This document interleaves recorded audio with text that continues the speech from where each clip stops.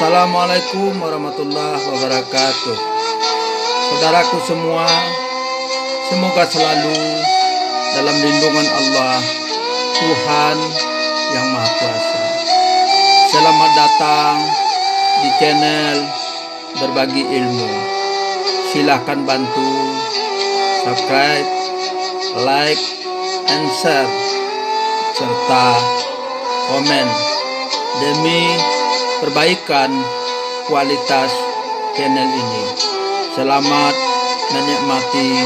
Terima kasih. Wassalam.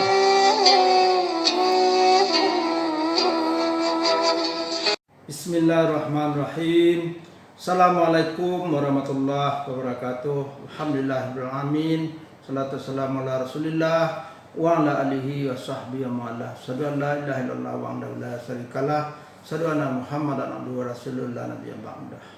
Kaum muslimin yang berbahagia, pertama sekali mari kita menyampaikan puji syukur kehadirat Allah Subhanahu wa taala. Alhamdulillah bahwa kita masih bisa diberikan kenikmatan sehat, hidup, bernapas dan beribadah kepada Allah Subhanahu wa taala. Semoga semua amal ibadah dan usaha kita diijabah oleh Allah Subhanahu wa taala untuk memperoleh ridha-Nya.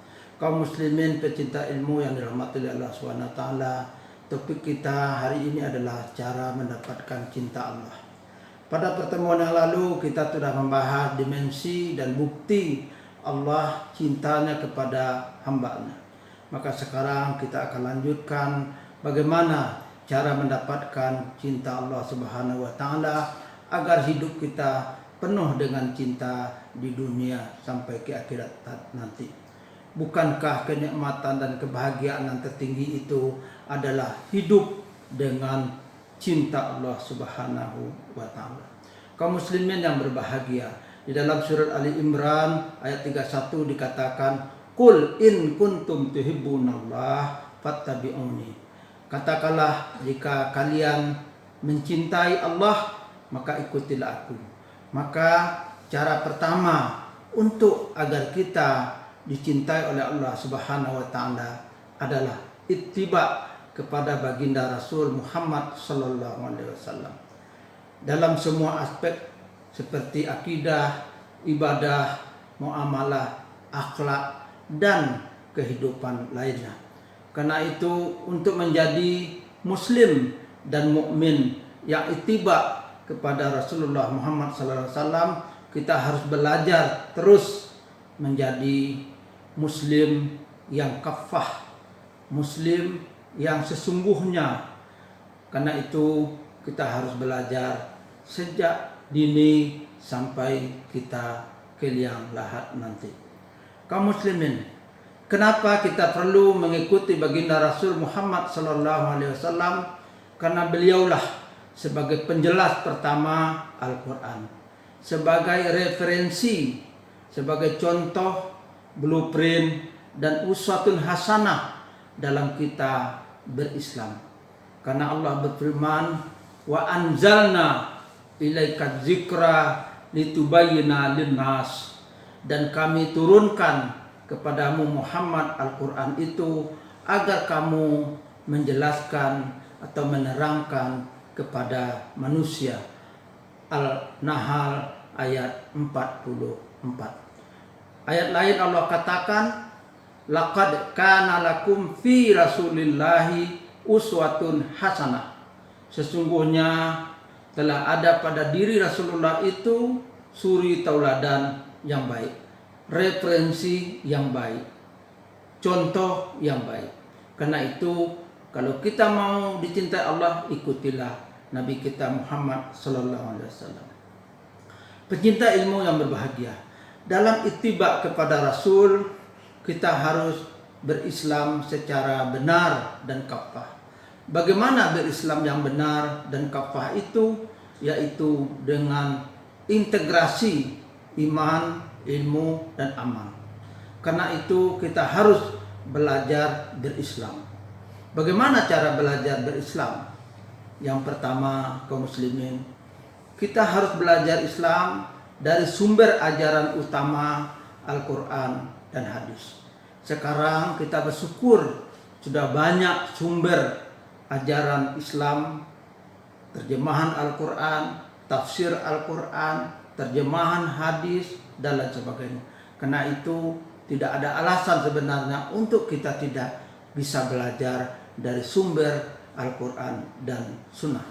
Yang kedua, belajar Islamlah dari ulama yang kredibel dan jelas nasab keilmuannya.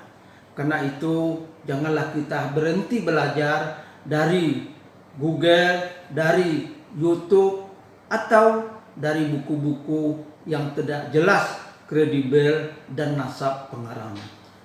Yang ketiga, pelajarilah Islam itu secara komprehensif, integral. Jangan kita belajar Islam secara parsial dan sepotong-sepotong. Apalagi kalau kita memahami ayat Al-Quran secara sepotong-sepotong, maka kita akan salah paham.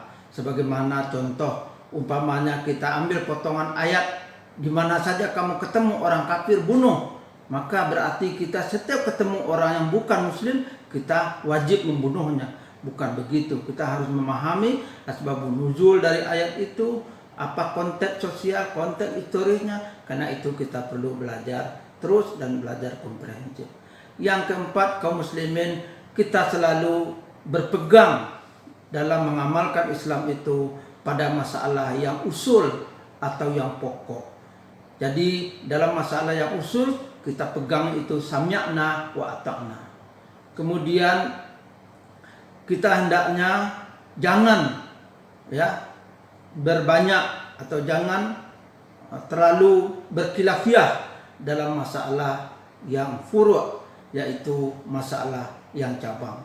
Jadi dalam masalah yang cabang kita ambil mana yang sesuai dengan keyakinan kita, dengan ilmu kita, kita amalkan. Tidak perlu kita menyalahkan satu dengan yang lainnya.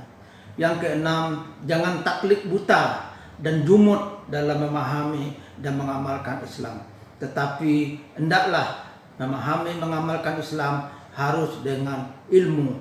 Karena Nabi bersabda, man arada dunia fa'alaihi bi'ilmi, man arada akhirah fa'alaihi bi'ilmi, man arada huma fa'alaihi ilmi.